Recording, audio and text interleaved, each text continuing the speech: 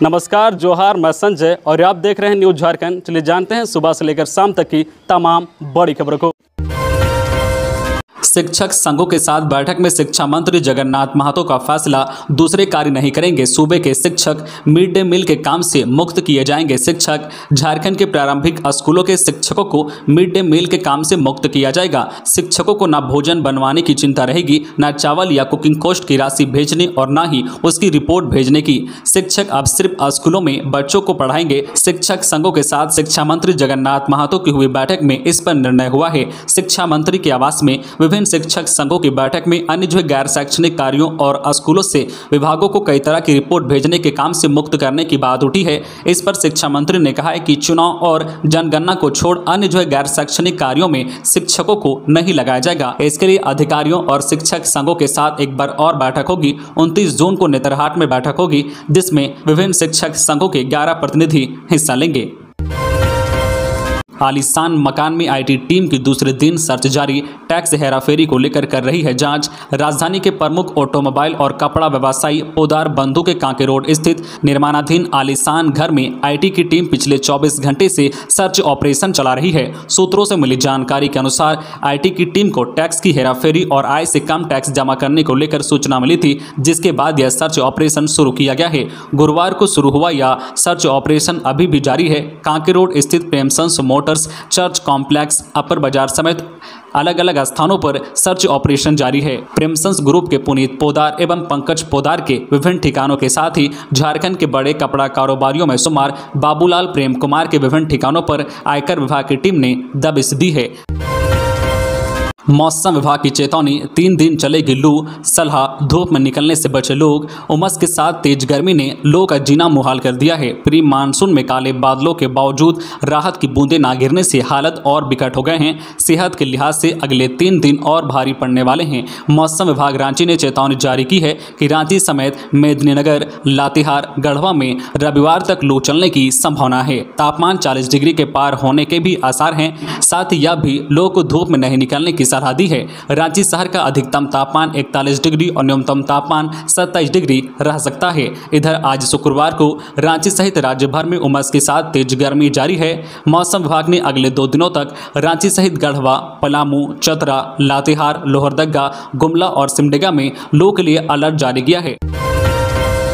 राष्ट्रपति चुनाव की तारीखों का ऐलान, 18 जुलाई को वोट। निर्वाचन आयोग ने राष्ट्रपति चुनाव की तारीखों का ऐलान कर दिया है। देश का अगला राष्ट्रपति चुनने के लिए 18 जुलाई को वोट डाले जाएंगे और 21 जुलाई को मतगणना होगी। सांसदों, विधायकों वाले निर्वाचक मंडल के 4809 सदस्य राष्ट्रपति रामनाथ कोविंद का उत्तराधिकारी चुनेंगे। मौजूदा राष्ट्रपति कोविंद का कार्यकाल 24 जुलाई को समाप्त हो रहा है। उससे पहले उनके उत्तराधिकारी का चुनाव किया जाना है। मुख्य निर्वाचन आयुक्त राजीव कुमार ने बताया कि 15 जून को अधिसूचना जारी होने के बाद नामांकन पत्र दाखिल किया जा सकता है और 29 जून आखिरी तारीख होगी। मतपत्रों की जांच के बाद आवश्यक हुआ तो मतदान 18 जुलाई को कराया जाएगा। खबरों में आगे बढ़ने से पहले आपसे रिक्वेस्ट है कि अगर आप चैनल को सब्सक्राइब नहीं किए हैं तो प्लीज चैनल को सब्सक्राइब करके बेल आइकन प्रेस कर दे, जिससे आपको झारखंड की हर छोटी बड़ी खबर का अपडेट आप तक पहुंचता रहे। चलिए बढ़ते हैं खबरों की ओर। बाबा भोलेनाथ से सुख समृद्धि की कामना। राज्यपाल रमेश बैस पूरे परिवार के साथ बाबा मंदिर में की पूजा अर्चना। झारखंड के महामहिम राज्यपाल रमेश बैस अपने पूरे परिवार के साथ देवघर बाबा मंदिर पहुंचे। कड़ी सुरक्षा व्यवस्था के बीच बाबा मंदिर के पुरोहितों ने वैदिक रीति रिवाज के साथ राज्यपाल का संकल्प कराया और उसके बाद राज्यपाल रमेश बैस ने बाबा भोलेनाथ की पूजा अर्चना की।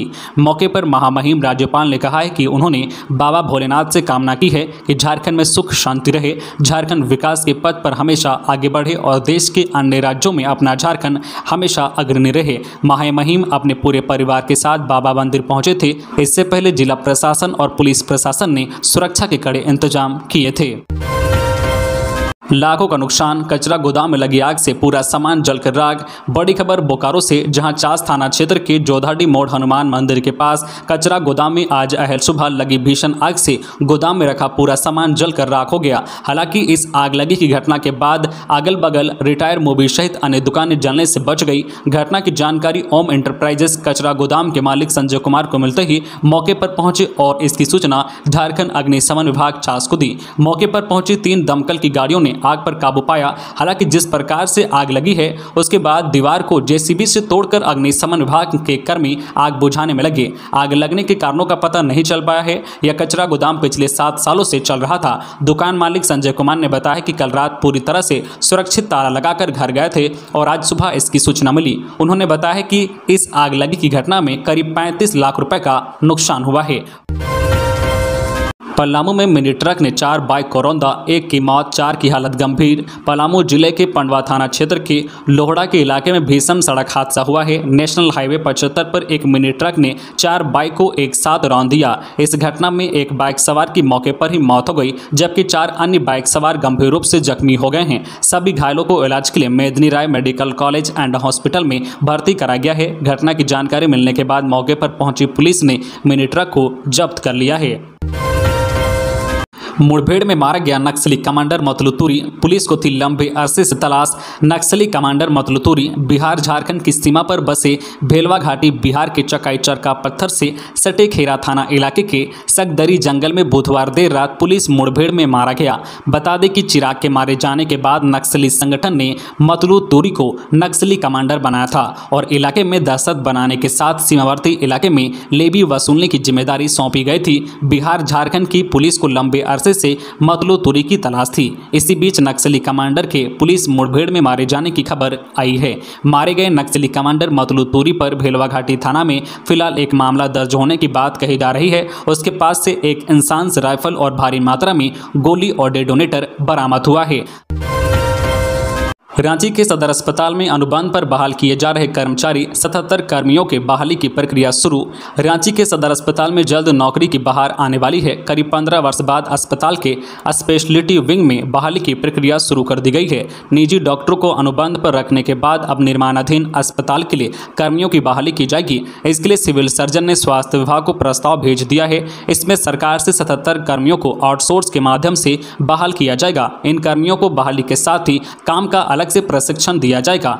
इस प्रशिक्षण कार्य की जिम्मेवारी अस्पताल के नए भवन निर्माता कंपनी की होगी। झारखंड सरकार ने पलामू आयुक्त से मांगी पत्थर लीज आवंटन की रिपोर्ट। झारखंड सरकार ने पलामू के आयुक्त से पत्थर लीज आवंटन में गड़बड़ियों से संबंधित शिकायत के संबंध में रिपोर्ट तलब की है। भाजपा के प्रदेश अध्यक्ष दीपक प्रकाश ने आरोप लगाया था कि पलामू के उपायुक्त ने अपने संबंधी के नाम पर पत्थर खदान की लीज का आवंटन कर दिया है, जिसके बाद पलामू उपायुक्त से जानकारी मांगी गई थी। पलामू के उपायुक्त स्तर से कोई रिपोर्ट नहीं मिलने के बाद कार्मिक विभाग ने यह कदम उठाया है। बता दें कि पलामू के उपायुक्त शशि रंजन पर अपनी सास के नाम पर पत्थर खदान की लीज आवंटित करने का आरोप है। पिछले दिनों समाचार पत्रों में प्रकाशित खबरों के प्रति को संलग्न करते हुए कार्मिक विभाग ने खनन विभाग को इसकी प्रति भेजी थी और इस मामले में जांच कर स्पष्ट करने को कहा था। माना जा रहा है कि इस जांच के शुरू होने के बाद पलामू उपायुक्त भी अपनी सास के नाम पर आवंटित खनन लीज को सरेंडर करवा सकते हैं।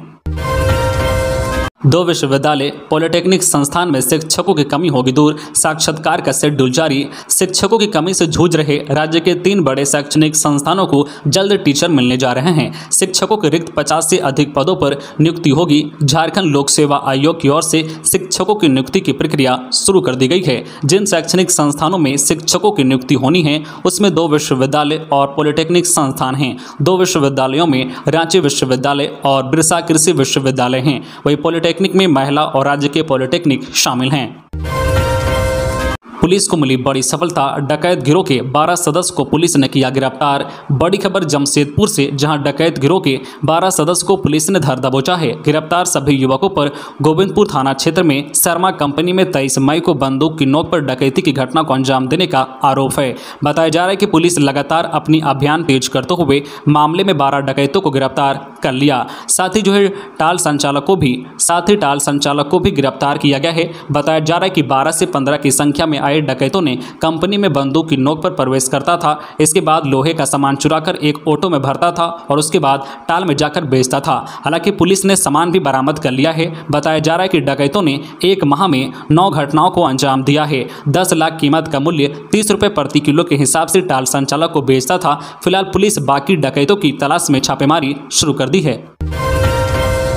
बालू और गिट्टी की कमी से निर्माण कार्य बाधित, अवधि विस्तार दिया जाए। बीएआई, झारखंड में बालू व गिट्टी की कमी से निर्माण कार्य प्रभावित हो रहे हैं। इसको लेकर बिल्डर्स एसोसिएशन ऑफ इंडिया बीएआई ने मुख्य सचिव सुखदेव सिंह को पत्र लिखा है। इसमें कहा गया है कि प्रदेश में बालू की कमी का प्रमुख कारण बालू घाटों की नीलामी नहीं होना है। बालू घाटों की नीलामी अवधि साल 2019 में समाप्त हो गई थी। इसके बाद बालू घाटों की नीलामी नहीं की गई है। जेएसएमडीसी ने नवंबर 2021 में एमडीओ की नियुक्ति के लिए टेंडर निकाला था, लेकिन वह प्रक्रिया भी पूरी नहीं हुई। झारखंड के सभी जिलों में बालू स्टॉक लाइसेंस भी निर्गत नहीं किया गया है। अब 10 जून से 15 अक्टूबर तक घाटों से बालू उठाव पर रोक रहेगी। बालू व गिट्टी की कमी से निर्माण कार्य बाधित हैं। ऐसे में सरकार के सभी ठेके के कार्यों के लिए समय विस्तार दिया जाए।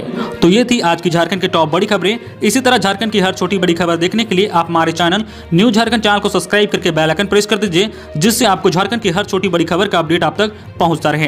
तो आज के लिए बस इतना ही। हमें दीजिए इजाजत, फिर मिलते हैं नेक्स्ट न्यूज में।